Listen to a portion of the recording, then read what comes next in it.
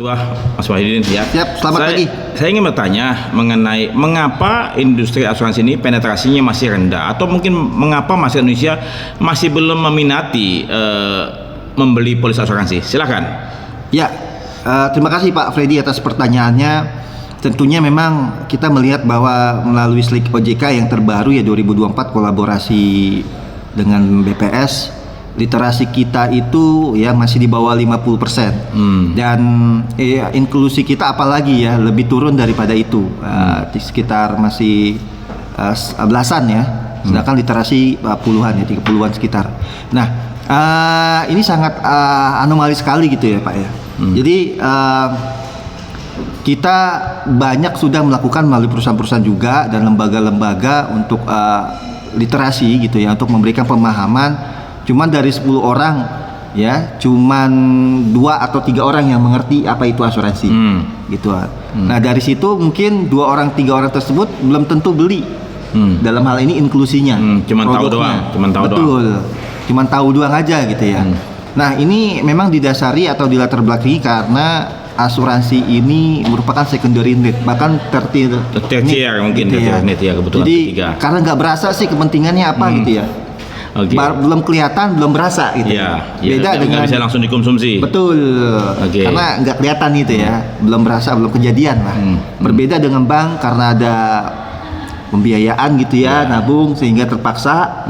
Malah kalau bank sekarang inklusinya lebih tinggi daripada literasinya, Pak. Oh gitu. Iya, seperti mereka mesti buka rekening. Betul, kan? Apalagi kris gitu ya. Gojek dipaksa untuk UMKM untuk buat kris gitu ya. Dan seluruh masyarakat juga gitu. Jadi inklusinya lebih tinggi, tapi literasi lebih rendah karena dia ya nggak tahu fungsinya dan manfaatnya sebenarnya. Yang penting asal buka aja. Membuka aja, betul. Nah ini terbalik ya dengan asuransi. Tapi strategi yang dipakai bank sebenarnya bagus Pak. Jadi ada 3 nih. Pertama harus diwajibkan Pak, atau bisa dalam satu paket kerjasama dengan bank atau intermediari ya. Kedua ini karena memang kontrak.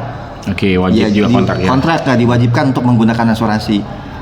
Yang ketiga ya karena memang dia mengerti manfaatnya gitu ya, bukan sekedar butuh, dia membeli.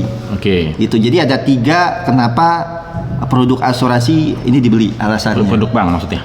Produk asuransi lewat bank ya. Produk asuransi gitu ya. Gitu. Jadi 3 alasan ini perlu kita dalami lagi bagaimana membuat strategi yang baik dan jitu untuk meningkatkan literasi dan inklusi Pak. Karena literasi dan inklusi harus beriringan. Mestinya gitu ya. Betul. Berarti masih banyak sekali pekerjaan rumah yang mesti kita lakukan ya. Banyak banget tentunya. Tentunya ini penggeraknya sekarang anak muda Pak pastinya Pak ya. Harus dong. Harus. Kami yang udah generasi menjelang 60 ya mestinya diserahkan kepada yang lebih muda. Walaupun katakanlah kami juga pun punya kewajiban. Dan memberikan arahan ya, nasihat tentunya juga. Dan kalau bisa penggeraknya anak muda, apalagi nanti ada generasi emas ya Pak 2045. Jadi anak-anak yang masih selonjoran Pak. Selonjoran. Biasa kalau praktisi itu mager gitu ya. Praktisi itu Senin sampai Jumat dia bekerja Pak. Sabtu malas Pak, apalagi malam gitu ya. Udahlah yang penting saya dibayar udah kasih.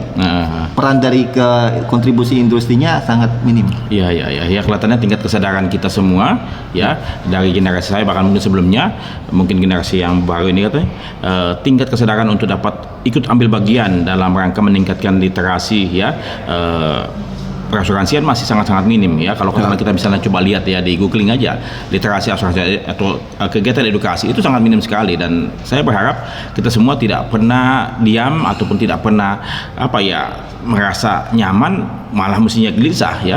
Saya terus hanya gelisah nih, bukan geli-geli basah, bukan ya. Gelisah senantiasa. Kenapa? Karena ini industri ini siapa yang ngerjain gitu, dan kemudian dengan dampaknya hal-hal yang gagal bayar dan segala macam itu kan membuat kita semakin terpuruk kan ya. Betul. Nah oleh sebab itu kita semua harus ambil bagian, kalau tidak akan secara perlahan-lahan dengan pasti akan menurun gitu loh. Betul. Jadi ya saya berharap sekali dengan Mas Fadil di Kupasi ambil bagian kalau bisa nanti second period ya untuk lanjut ya, karena kelihatannya sudah target sudah bagus dan kemudian tinggal dilanjutkan ya, mudah-mudahan lah. Ini kita semua ingin melakukan kebaikan buat industri ini agar kita punya kontribusi dan kita punya setelah katakan kita mencapai usia tertentu, kita melihat ke belakang, kita pun juga bahagia meninggalkan sesuatu yang berarti. Berarti betul Begitu Pak. ya. Meninggalkan legacy dan manfaat yang banyak ya Pak ya. Iya, ya. Terima kasih Mas Fadin, semoga Terima sukses kasih, selalu Pak Freddy. baik di dunia karir Ya, dan keluarga insyaallah. tentunya sebagai Ketua Umum Kopassi. Sampai Amin, jumpa. amin. Terima kasih. Terima kasih. Sama-sama.